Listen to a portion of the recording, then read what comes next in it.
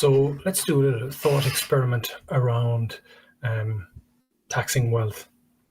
And not that this is a realistic approach, but let's say we just taxed everything over any person's wealth over 100 million by 10%. And again, remember, it's a thought experiment, so I'm not really suggesting we do this. I think the implementation requires a bit more sophistication than that. But so what would happen? Well, there's two things for sure would happen. Number one is inflation would dramatically reduce or just stop. And I'll tell you why that would happen. And the second thing is house prices, would stop climbing and they might even fall significantly. And why would those two things happen? Well, let me just put one more thing in the mix. I'm not saying we taxed 10% wealth tax and do anything. We would burn it. We would simply remove that money from the system. We would burn that money. It would just disappear. Wouldn't go to the government, wouldn't go to anybody. We just take it out of the system. And again, remember, it's a thought experiment. So what would happen? So why would this affect inflation? Well, there would be less money in the system. And I want you to think about it. So why does inflation occur? It's because the system gets flooded with money through quantitative easing, or whatever you want to call it, which is like, it seems like it's helping, but actually the money in your bank account, the things you have, they become less, you've less value. You had 100, maybe you had £100 last year, it would only be worth £90, or £100,000. It would only be worth £90,000 this year if you had money in the bank, which is obviously not very good, not a healthy thing. And the other things with inflation is everything costs so much more.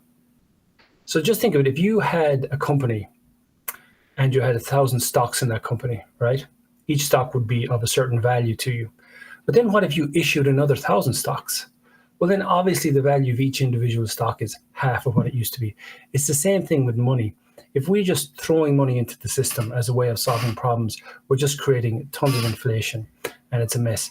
But when you tax wealth, you kind of pretty much significantly reduce or halt inflation. So when they want to talk about reducing inflation, that is the simplest, most easiest, straightforward method. And you don't even have to don't give the money to the government. Don't give it to anybody. Just take it out of the system and this would work. You would stop inflation by doing that.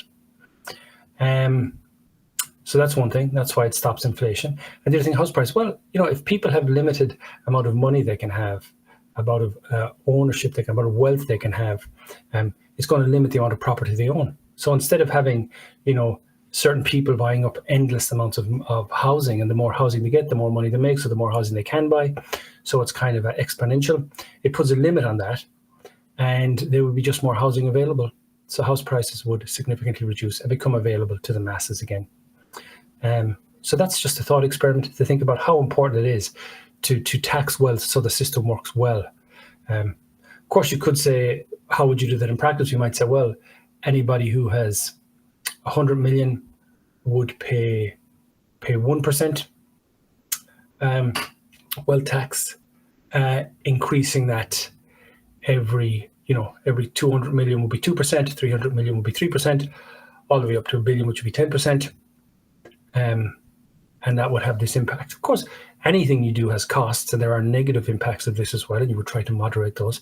But ultimately, the alternative is not taxing wealth, is obviously those people who have wealth have the capacity to make more wealth, and it becomes exponential, and then they just consume all of the wealth. And that's what's happening now. So this is how useful a technique. It's interesting, all these economics talk about, rates and all that stuff as a way of bringing some balance into the system, but none of them talk about wealth tax as a way of stabilizing house prices, and just moderating and ending really inflation. So just think about those two things, and it's a thought experiment, and realize, so by taking money out of the system, you're stopping inflation. By taking money out of the upper end of the system, you're kind of leveling out house prices as well. So there's just two benefits of it. Now, what if you were to say we're going to take that money and we're going to actually put it back into the system and redistribute it? You have to be careful. Meritocracy is important, but you could just say we're going to use it to the degree it's necessary, that everybody has a minimum degree of the necessities of life. but no more than that. Not you know, not creating some kind of a crazy system where the people who are unemployed have more wealth and more money coming in than people who are working class. That's just a sickness. But that everybody would have, food, place to stay, safe community, good education and good healthcare, fundamental level. And if you have more money, you're doing better. You can have these things in better. But but it would just put a kind of a safety net. That's all, and that's important.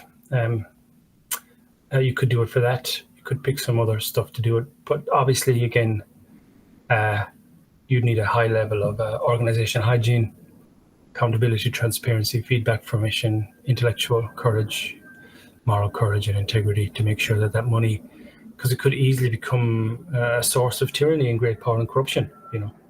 So that's why you'd be tempted just to burn it. But if you don't burn it and you do put it someplace, you'd have to make sure it's good organizational hygiene is present.